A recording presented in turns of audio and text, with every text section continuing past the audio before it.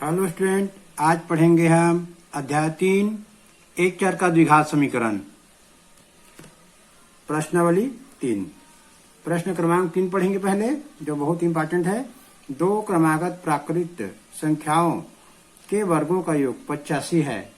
संख्याएं ज्ञात कीजिए। तो यहाँ हम लोग सबसे पहले मानेंगे दो संख्या। अभी तो मालूम नहीं है कि किन दो प्राकृत संख्या के वर्गों का योग 85 है। तो हम यहाँ लिखेंगे माना दो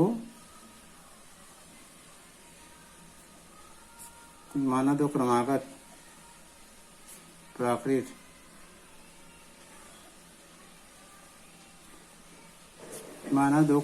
प्राकृत संख्याएं x व x + 1 है। ऐसे मानेंगे, मानना ही पड़ेगा। फिर हम लिखेंगे प्रश्न अनुसार लिखेंगे। प्रश्न अनुसार लिखेंगे। दोनों का वर्ग कर देंगे। पहले संख्या का वर्ग कर दिए और दूसरे संख्या का वर्ग किया। दोनों को जोड़ के हम लिख देंगे 85। अब इनका हम विस्तार करेंगे। तो ये तो ऐसे रहेगा। x + 1 का विस्तार होगा। क्या होगा? x² + 2x + 1 = 85। 85। तो ये कैसे हुआ? तो आपको बता दूं, थोड़ा रफ करके,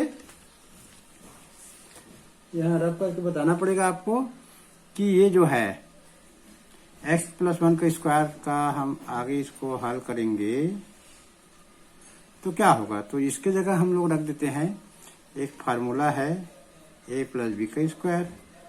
तो ये a + b का होल स्क्वायर का क्या होता है? a² + 2ab + b² होता है। a की जगह x रख दो और b की जगह 1 रख दो। इसी में a की जगह x रख दो, a की जगह x और b की जगह 1, a की जगह x रख दो, a की जगह x रख दो, b की जगह 1 रख दिए। गुना करना पड़ेगा यहाँ पर, प्लस b की जगह 1 रख देंगे। ये देखिए, a की जगह x, a की जगह x और b की जगह 1, a की जगह x, a की जगह x, b की जगह 1, b की जगह 1 और 2 की जगह 2। इसको हल करेंगे। x का 2, 2 एकम 2, 2x। 1 को 2 बार गुना करेंगे, 1 आएगा। तो देख लो, जो हमारा x + 1 का स्क्वायर, इसको हल करेंगे, सूत्र की सहायता से हल करेंगे तो वही आएगा जो मैं लिखा हूं, x² + 2x + 1 आएगा। अब इधर आएगा 85। तो हम आगे बढ़ते हैं इसमें। तो ये और ये जुड़ जाएगा, x² दोनों का घात समान है तो 2x²। ये 2x हो जाएगा + 1। 85 को इधर लाएंगे, ऋण हो जाएगा बराबर 0। अब ये 85 में 1 घटाएंगे, 2x² + 2x - 84 बराबर 0 आ गया। अब ये दोनों पक्षों को 2 से भाग देंगे, क्योंकि 2, 2 84 में भी 2 है। तो यहाँ लिखेंगे दोनों पक्षों को 2 से भाग देने पर, दोनों को 2 से भाग देंगे।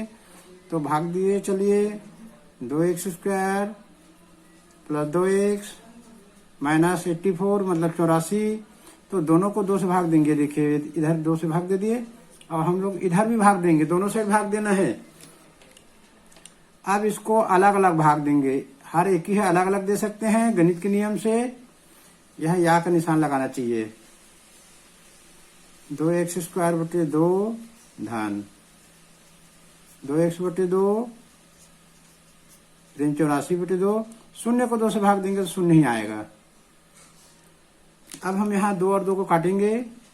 ये 2 और 2 काट दिए, क्या बचा? x²। यहाँ 2 और 2 काट दिए, क्या बच जाएगा? x। यहाँ 2 से काटेंगे, 2 एकम 2, और इसको काटेंगे 2 चौक 8 और 2 दूनी 4, 42 आएगा भाई। ये हमारा समीकरण आ गया x² + x - 42। इसको हम लोग दे देते हैं समीकरण नंबर 1 दे दीजिए। ये 3 पद है, अब इसको 4 पद बना के मध्य पद को तोड़कर हमको गुणनखंड करना है। लेकिन फिर से मैं बहुपद पाठ में हम पढ़े थे, मध्य पद को तोड़कर गुणनखंड करना, ABC निकालते थे, वो थोड़ा लंबा हो जाता है। मैं यहाँ शॉर्टकट बनाऊंगा। हम सीख गए हैं मध्य पदों को तोड़ना। देखिए मैं तोड़ता हूँ मध्य पद को। x² + 7x - 6x - 42 = 0। ये x की जगह 7x 6x लिख दिया। यदि हम 7 में 6 घटाएंगे तो 1 ही मिलेगा, और सामने 1 को हम लोग नहीं लिखते। अब चलिए हम इसका ब्रैकेट बनाएंगे। ये शुरू का 2 ब्रैकेट और शुरू का 2 ब्रैकेट, और इनमें से हम जो दोनों में दिख रहा है उसको उभयनिष्ठ निकालेंगे। ये दोनों में x दिख रहा है, ये दोनों में ऋण भी दिख रहा है, ऋण निकल गया। इसमें भी 6 6 7 42, मैं भी करके बताऊंगा। तो इसमें 1 2 7 बचेगा। यहाँ पर हमको ये कैसे आया तो देखते हैं फिर से रफ में करके। ये देखिए रफ में देखते हैं, x² + 7x से हम लोग कॉमन निकालना है, तो कैसे निकलेगा।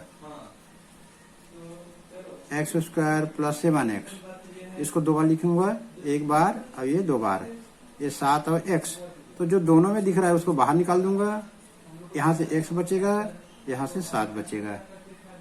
ये देखिए x अब ब्रैकेट में x + 7, x और ब्रैकेट में x + 7। अब मैं ऋण 6x और ऋण 42 से कॉमन निकालूंगा। कॉमन मतलब उभयनिष्ठ। ये देखिए ये ऋण ऋण है तो ऋण को बाहर कर दिया। अब इसको नहीं, अभी बाहर निकालना है भाई। इसको ऐसे लिखना है,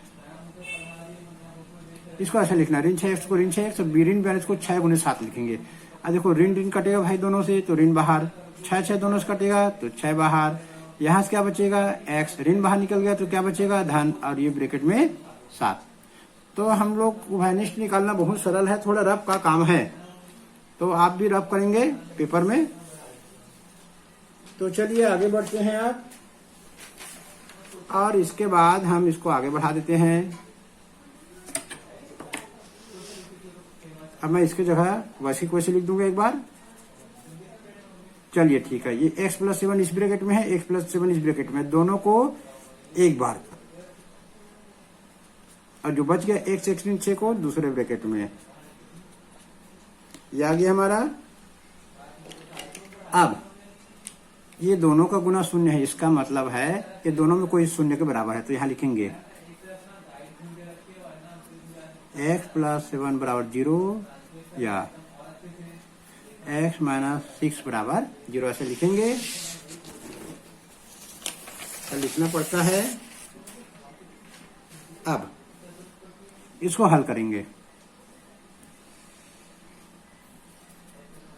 x + 7 = 0 या x = -7 हल करेंगे, धन इधर जाकर ऋण हो जाएगा। अब हम दूसरे साइड को हल करेंगे। x - 6 = 0 या x = 6। अब हमारा उत्तर आ गया ऋण 7 और ऋण 7 उत्तर आया है और 6 उत्तर आया है। तो ऋण 7 जो है प्राकृत संख्या नहीं है, यहां लिखेंगे, क्योंकि हमको पूछा गया है कि 2 प्राकृत संख्या ज्ञात कीजिए जिनके वर्गों का योग 85 होना चाहिए। तो यहाँ पर ऋण 7 जो है प्राकृत संख्या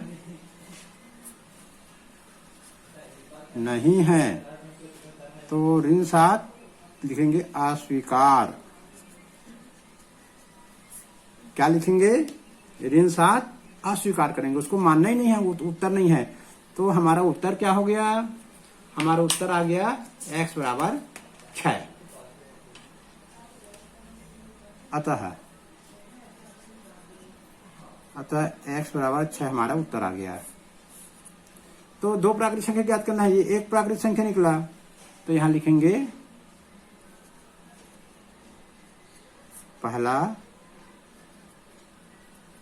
प्राकृत संख्या x = 6। अब हमको 2 संख्या ज्ञात करना है, दूसरा क्रमागत प्राकृत संख्या, दूसरा क्रमागत प्राकृत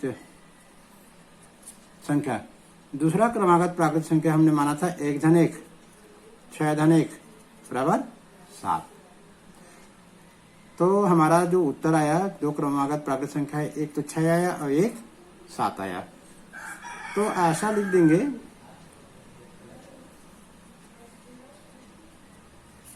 तो हमको पूरा नंबर मिलेगा। तो दो क्रमागत प्राकृत संख्या आ गया 6 और 7, इनको हम वर्ग करके जोड़ेंगे तो 85 आना चाहिए। चलिए उत्तर के यहाँ पर मैं थोड़ा सा जांच कर दूं कि वाकई में इनको वर्ग करके जोड़ेंगे तो आता है कि नहीं आता है। हालांकि पेपर में आपको नहीं करना है, मैं आपको यकीन दिलाने के लिए कर रहा हूँ। 6 को 2 बार लिखेंगे, मतलब 6 का वर्ग करेंगे और 7 का वर्ग करेंगे, ये 85 आना चाहिए। 6 का 2 बार गुना करेंगे 36, 7 का 2 बार गुना करेंगे तो 49। अब दोनों को जोड़ो, चलो 36 और 49, 6 और 9 15 का 5, हासिल 1, 4 से 7 1 8, देखिए 85 आ गया। हम दोनों के वर्ग करके जोड़ो तो 85 आ गया। तो हमारा उत्तर जो है ना बिल्कुल सही है। हमको प्रश्नावली गाइड वाइड देखने की जरूरत नहीं है। अब हम आगे पढ़ेंगे प्रश्न क्रमांक 4। दो क्रमागत प्राकृत संख्याओं का गुणनफल 20 है, संख्याएं ज्ञात कीजिए। अब हम पढ़ेंगे प्रश्न 4। दो क्रमागत प्राकृत संख्याओं का गुणनफल 20 है, संख्याएं ज्ञात कीजिए। यहाँ भी हमको मानना पड़ेगा दो संख्याएं हैं जो क्रमागत है। माना दो क्रमागत प्राकृत संख्याएं, मानो दो क्रमागत प्राकृत संख्याएं x व x प्लस 1 है। मानो दो क्रमागत प्राकृत संख्याएं x व x प्लस 1 है। यहाँ लिखेंगे प्रश्नानुसार।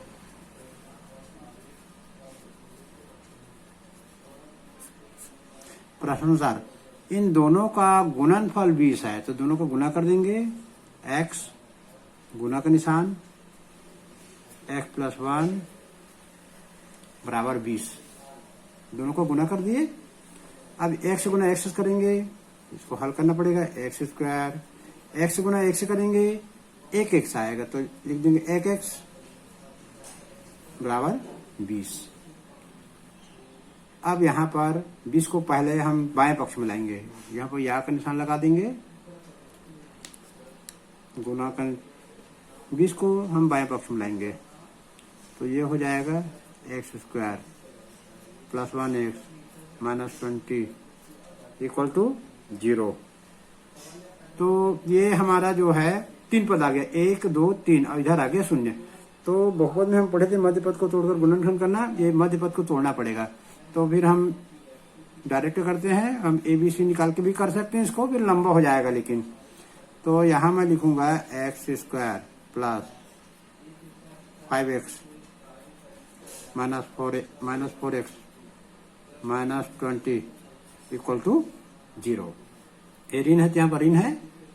x स्क्वायर, एक x की जगह 5x ऋण 4x लिख दिया और ऋण 20 तो ऋण 20। अब ये दोनों में से मैं उभयनिष्ठ निकालूंगा और ये दोनों में से उभयनिष्ठ निकालूंगा। तो देखिए कैसे उभयनिष्ठ निकलता है। ये दोनों में से मैं फिर आप बाद में बताऊंगा, पहले निकाल देता हूँ। x प्लस 5 बचेगा, यहाँ दोनों में से 4 निकलेगा, ऋण 4, और अंदर बचेगा x प्लस 5 इक्वल टू 0। अब हम यहाँ पर देखेंगे ये कैसे हो गया, कैसे उभयनिष्ठ निकल गया। हम यहाँ देखते हैं रफ में, देखिए भाई ये x स्क्वायर प्लस 5x में हम यहाँ लिखेंगे कैसे उभयनिष्ठ निकालते हैं वो तरीका। x स्क्वायर प्लस 5x, तो ये इसमें 2 बार x है तो यहाँ लिख देंगे x, इसको लिखेंगे 5x।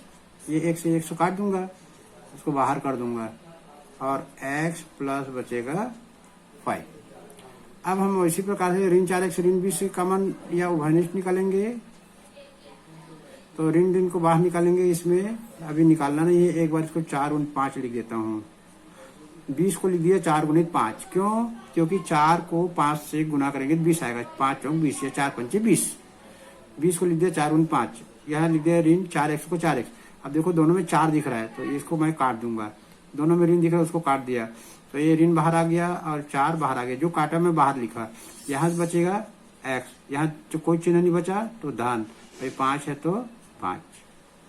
ये देखिए, इसका देखिए और इसका देखिए, अब दोनों ब्रैकेट में एक धन 5 आ गया, दोनों ब्रैकेट में एक धन 5 आ गया। तो जो दोनों ब्रैकेट को फिर से मैं बाहर करूंगा, एक धन 5 को एक ब्रैकेट में लिखूंगा और x ऋण 4 को दूसरे ब्रैकेट में लिखूंगा। ये आ गया गुणनखंड। अब ये दोनों का गुणा 0 है, इसका मतलब या 1 धन 5 बराबर 0 या x ऋण 4 बराबर 0, ऐसे लिखूंगा। इसको हल करूंगा तो 1 धन 5 बराबर 0 या x बराबर 5 इधर जाके ऋण हो जाएगा। इसको हल करें, x ऋण 4 बराबर 0 या इसको हल करेंगे, ऋण 4 उधर जाके क्या हो जाएगा, धन 4 आ जाएगा। तो हमारे पास 2 उत्तर आ गया। एक उत्तर आया है कि ऋण 5 और एक उत्तर आया 4। तो हमको बोला गया है कि 2 क्रमागत प्राकृत संख्या ज्ञात करो, 2 क्रमागत प्राकृत संख्या ज्ञात करो जिसका गुणनफल 20 है। तो ये प्राकृत संख्या नहीं है, ऋण जो संख्या होता है उसको प्राकृत संख्या नहीं कहते। यहाँ लिखेंगे ऋण 5 प्राकृत संख्या नहीं है, अतः अस्वीकार लिख देंगे। क्या लिख देंगे, अस्वीकार, मतलब ये उत्तर हमारा नहीं हो सकता। तो पहला प्राकृत संख्या क्या होगा, 4, क्योंकि 4 बच के उत्तर 4 ही हो सकता है। तो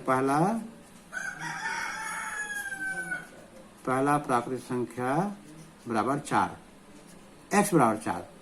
अब हमारा दूसरा प्राकृत संख्या क्या हो जाएगा, दूसरा प्राकृत संख्या 1 धन 1, तो 4 धन 1 बराबर 5। तो हमारे पास 2 उत्तर आ गया। यहां लिख देंगे 4 और 5। 2 प्राकृत संख्या हमको निकालना है जिनको गुना करेंगे तो 20 आना चाहिए। यही उत्तर को जांच कर दें, 5 चौक 20, बहुत सही उत्तर आया। दोनों को गुना करेंगे 20 आना चाहिए और आ भी गया हमारा 5 चौक 20। अब हम पढ़ेंगे प्रश्न 5। 2 संख्याओं का योग 48 तथा गुणनफल 432 है, संख्याएं ज्ञात कीजिए। यहाँ पर भी हमको 2 संख्या ज्ञात करना है, तो हम लोग लिखेंगे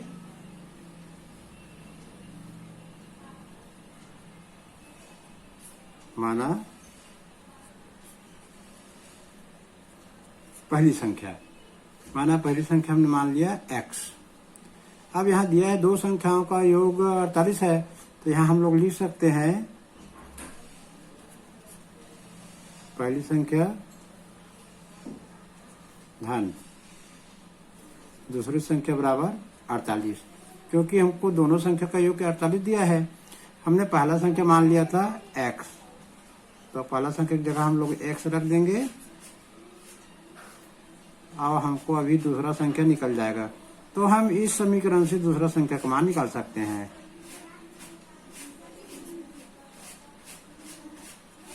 दूसरी संख्या बराबर हो जाएगा 48 ऋण x।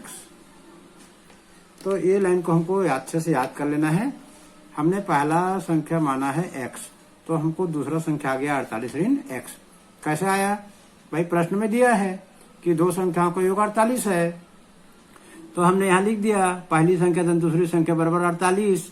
हमने माना था पहली संख्या x, तो दूसरी संख्या क्या निकलेगा, 48 ऋण x।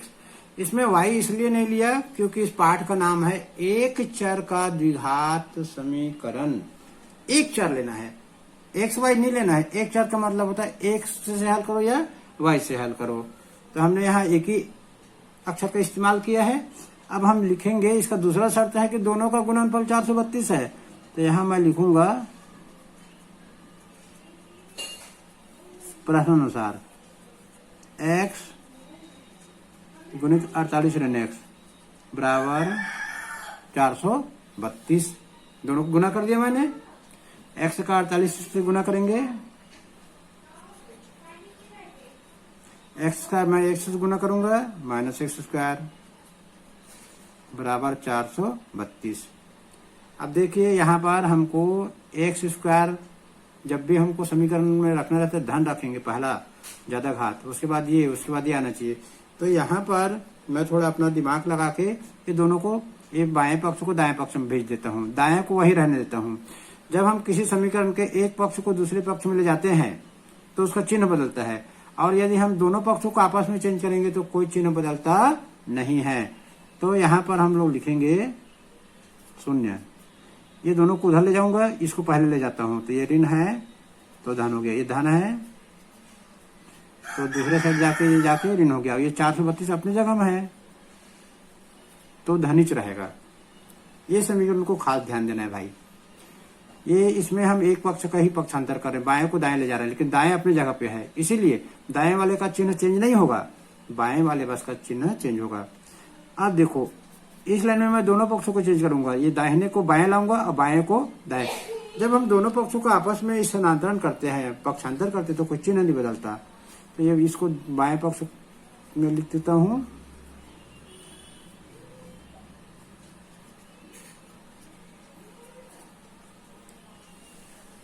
ये देखिए x square minus 40x x square minus 48x धन 432 बराबर शून्य आ गया। अब मैं ये 3 पद को 4 पद में करूंगा, थोड़ा कठिन लग रहा है 48 देख करके, तो चलिए x square minus 12x minus 36x धन 432 बराबर शून्य। अब यहां पर हमारा 4 पद मिल गया, हम उभयनिष्ठ निकालेंगे दोनों से। x आएगा उभयनिष्ठ में x ऋण 12, ये दोनों में से हम लोग मान लो हम निकालते हैं 36 निकालते हैं, तो x ऋण 12 बचेगा। ये मैंने बताया पहले 2 सवाल में, तीसरा सवाल और चौथा सवाल में कैसे उभयनिष्ठ निकालते हैं। 432 में है 12 और 36, तो 36 बाहर निकल गया, 12 बच गया। यहाँ धन है, हम चूंकि ऋण कॉमन निकाले इसलिए यहाँ एक ऋण बचाना पड़ेगा, क्योंकि ऋण 36 को ऋण 12 से गुना करेंगे धन 432 आएगा। यहाँ थोड़ा सा हिसाब से हल करना है। अब ये दोनों में से मैं लिख दूंगा x ऋण 12 ब्रैकेट में है तो एक बार, x ऋण 36 को दूसरे ब्रैकेट में बराबर शून्य।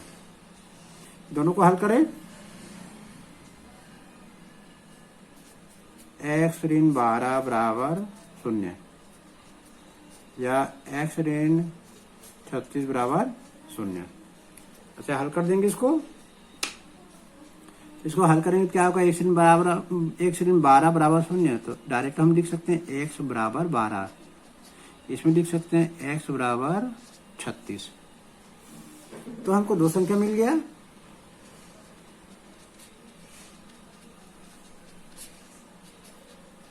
बारह और 36। चूंकि इस प्रश्न में हमको पूछा गया था कि 2 संख्याओं का योग 48 है और उनका गुणनफल 432 है, तो संख्या ज्ञात कीजिए। तो दोनों संख्या धन में आए हैं और दोनों को जोड़ेंगे तो 48 ही आएगा। देखिए इसको जोड़ देते हैं, 6 2 8 6 2 8 3 1 4। तो हमको प्रश्न में बोला भी गया है कि दोनों का योग 48 है। हमारा उत्तर बिल्कुल सही है, पूरा नंबर मिलेगा यदि आप ऐसे ही बनाते हैं। देखिए एक बार मैं दिखा देता हूँ। यदि प्रश्न आया 2 संख्याओं का योग 48 गुणनफल 432 संख्या ज्ञात कीजिए, पेपर में आता है तो ऐसे लिखेंगे आप। माना पहली संख्या x है, पहली जाओ दूसरी बराबर 48, तो दूसरी बराबर 48 ऋण x, फिर प्रश्न अनुसार लिखेंगे। ऐसा आप यदि आप लिखते हैं, ये देखिए इतनी सुंदर लाइन टू लाइन साफ साफ अक्षर में लिखेंगे, एक भी कट नहीं करना है। देखिए एक भी हम कट नहीं किए, बीच में कट नहीं करना है, तो पूरा पूरा तभी नंबर मिलता है। अब हम पढ़ेंगे प्रश्न क्रमांक 6। एक समकोण त्रिभुज का क्षेत्रफल 165 वर्ग मीटर है। यदि समकोण त्रिभुज के शीर्ष लंब की लंबाई उसके आधार भुजा से 7 मीटर अधिक है, तो शीर्ष लंब की लंबाई ज्ञात कीजिए। एक समकोण त्रिभुज का क्षेत्रफल 165 वर्ग मीटर है। यदि समकोण त्रिभुज के शीर्ष लंब की लंबाई उसके आधार भुजा से 7 मीटर अधिक है, तो शीर्ष लंब की लंबाई ज्ञात कीजिए। शीर्ष लंब को ऊंचाई भी कहते हैं। समकोण त्रिभुज हमको जानना जरूरी है। समकोण त्रिभुज में किसको शीर्ष लंब कहते हैं, किसको ऊंचाई कहते हैं, ये यदि हम जानेंगे तो हमारा सवाल बहुत सरलता से बन जाएगा। तो देखिए मैं आपको बता देता हूँ समकोण त्रिभुज कैसे बनता है। ये देखिए समकोण त्रिभुज बनता है। ये जो समकोण त्रिभुज में यहाँ समकोण रहता है, जो शीर्ष लंब है उसको ऊंचाई भी बोलते हैं। ये जो ऊंचाई है, ये भुजा, इसी भुजा को हम शीर्ष लंब भी कहते हैं। जो ऊंचाई भुजा है उसको शीर्ष लंब बोलते हैं। अब ये आधार भुजा है। तो यहाँ पर दिया है शीर्ष लंब की लंबाई उसके आधार भुजा से 7 सेंटीमीटर अधिक है। तो हम यहाँ थोड़ा सा चित्र बना के सवाल बनाएंगे तो ज्यादा अच्छा रहेगा। तो यहाँ हम लोग समकोण त्रिभुज बनाएंगे। पहले ये देखिए मैं बना देता हूँ छोटा सा। देखिए बना दिया, ये समकोण त्रिभुज बना दिया मैं। ये है समकोण त्रिभुज। इसमें ये शीर्ष लंब है, यहां लिख देंगे। यह है आधार भुजा। तो यहां जो है हम आधार भुजा को x मानेंगे। आधार भुजा को हमने मान लेते हैं x। तो शीर्ष लंब जो है, शीर्ष लंब आधार भुजा 7 मीटर दिख है, तो शीर्ष लंब जो हो जाएगा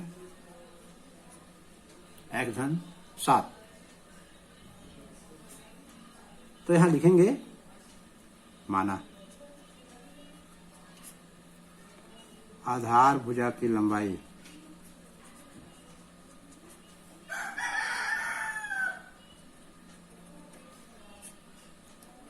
बराबर x मीटर। x मीटर मानेंगे। आधार भुजा की लंबाई x मीटर, शीर्ष लंब की लंबाई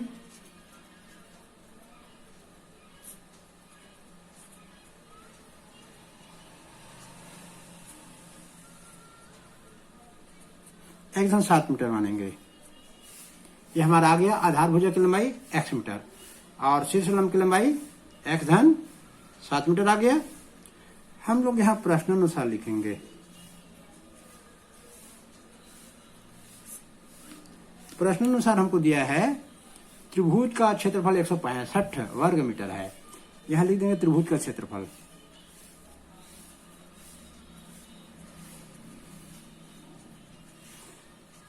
त्रिभुज का क्षेत्रफल बराबर लिख देंगे 165 दिया है। त्रिभुज का क्षेत्रफल का सूत्र इधर लिखेंगे हम लोग। तो त्रिभुज का समकोण त्रिभुज का क्षेत्रफल, ये देखो ये समकोण त्रिभुज का क्षेत्रफल भाई, ये समकोण का निशान है ना। तो यहां लिखेंगे समकोण त्रिभुज का क्षेत्रफल होता है 1/2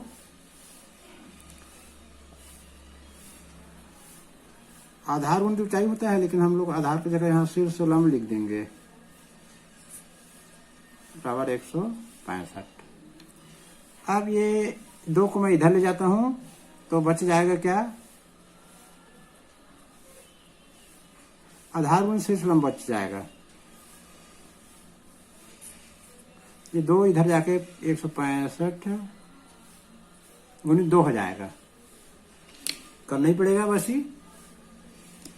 अब हम लोग आधार का मान रखेंगे। आधार का मान कितना माने हैं, आधार का मान हमने माना है x। शीर्ष लंब की लंबाई कितना माना है 1 धन 7, 2 पंचे 10, हासिल 1, 2 6 12, 12 1 13, हासिल 1, 2 2 1 3, 330 आएगा इसका गुना करें तो। अब इधर को हम आपस में गुना करेंगे, x का गुना x करेंगे तो x स्क्वायर, x गुना 7 से करेंगे तो 7x, अब बराबर हो गया 330। अब 330 को मैं बाएं पक्ष में लूंगा। चलिए ले लेते हैं यहीं पर x स्क्वायर धन 7x ऋण 330 बराबर 0। हमारा 3 पद आ गया। अब इनको मध्य पद को तोड़ करके इनका हमको गुणनखंड करना है। तो देखिए ये 7 को गुना करूंगा मैं तो 7 का हो जाएगा, 2 संख्या सोचना है, 330 आना चाहिए, 15 गुणित 22। तो यहां लिख देते हैं x स्क्वायर धन 22x ऋण 15x।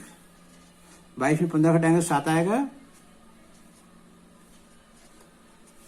और 22 और 15 को गुना करेंगे तो 330 भी आएगा। ये दोनों में से मैं उभयनिष्ठ निकालूंगा x,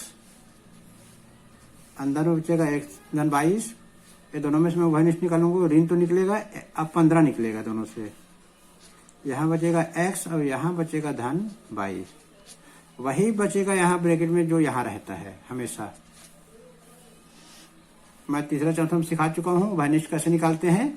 अब ये देखिए दोनों ब्रैकेट में x धन 22 दिख रहा है तो मैं यहाँ लिख दूंगा 1 धन 22 एक बार, और दूसरे ब्रैकेट में मैं लिख दूंगा x ऋण 15 बराबर 0। हमारा बिल्कुल सवाल आखिरी आ गया। अब ये या तो 1 गुना 0 होगा या ये 0 होगा, यहाँ लिख देंगे, या 1 धन 22 बराबर 0, या x ऋण 15 बराबर 0। अब आगे हल करते हैं इसको, आगे हल करेंगे।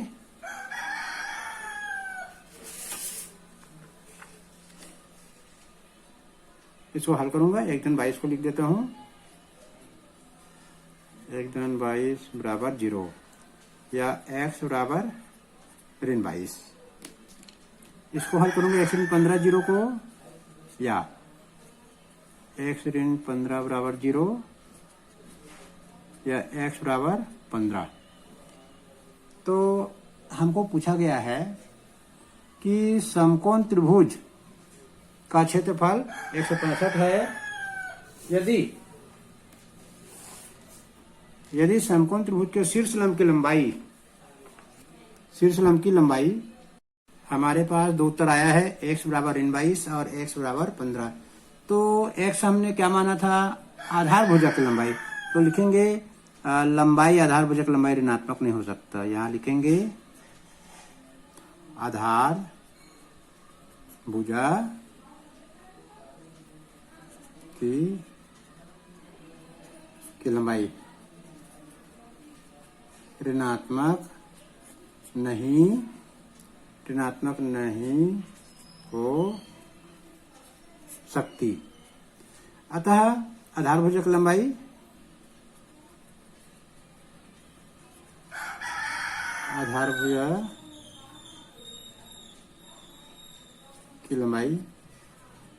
x बराबर 15। तो ये आ गया आधार भुजा की लंबाई हमारा आ गया x बराबर 15। अब हम शीर्ष लंब की लंबाई निकालेंगे,